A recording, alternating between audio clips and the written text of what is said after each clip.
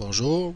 Donc, une petite explication sur comment on ferait, par exemple ici, pour cliquer sur une zone, exemple la guitare ou encore la chaise, pour qu'il se passe quelque chose à l'écran. Donc, l'élève veut se créer un petit jeu, viens voir ce divan-là, par exemple.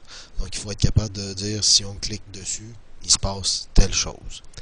Dans l'exemple ici, je clique sur la chaise ou la guitare. Donc, si je clique sur la chaise, la guitare, on me dit que j'ai cliqué sur la guitare et même chose pour la chaise. Comment on réalise ça? Donc ici, mon lutin 1, je lui dis la condition, donc clique sur la chaise ou la guitare. Et ensuite de ça, c'est la boucle ici qui est intéressante. Donc, pour déterminer la zone, donc la condition, si la souris est pressée, on a ça dans les capteurs. Donc, si souris pressée. Et là, il faut déterminer les zones. Donc, si, par exemple, ici, c'est la zone de la chaise se trouve, on a la position en X, en Y ici avec la souris. Donc, je suis capable de déterminer la position maximale, minimale de X. Et même chose en Y, en naviguant de cette façon-là dans mon image.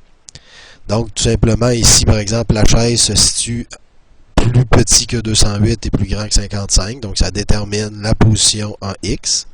Et la même chose pour le Y, donc plus petit que 8, et la souris Y plus grand que moins 97. La position X et Y se trouvent ici tout simplement dans la catégorie capteur. Maintenant, les et. Comment j'ai fait pour donner toutes ces choses-là dans ma condition? Mon opérateur et, je suis capable de venir le prendre et d'en ajouter. Donc, je peux tout simplement dire, j'ai besoin ici de 4 conditions. Donc ici, j'ai maintenant ma position X, plus petit. Donc je peux prendre ici mon plus petit dans ma première condition. Donc souris X, plus petit que ma première position, etc.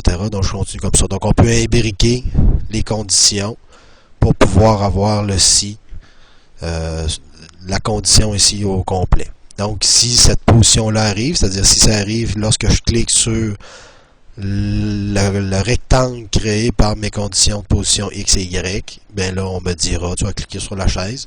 On aurait pu dire changement de tableau parce qu'on veut rentrer dans une pièce, on veut qu'il se passe telle chose à l'écran. Donc, c'est une façon de procéder. Pour ça, il y en a sûrement d'autres.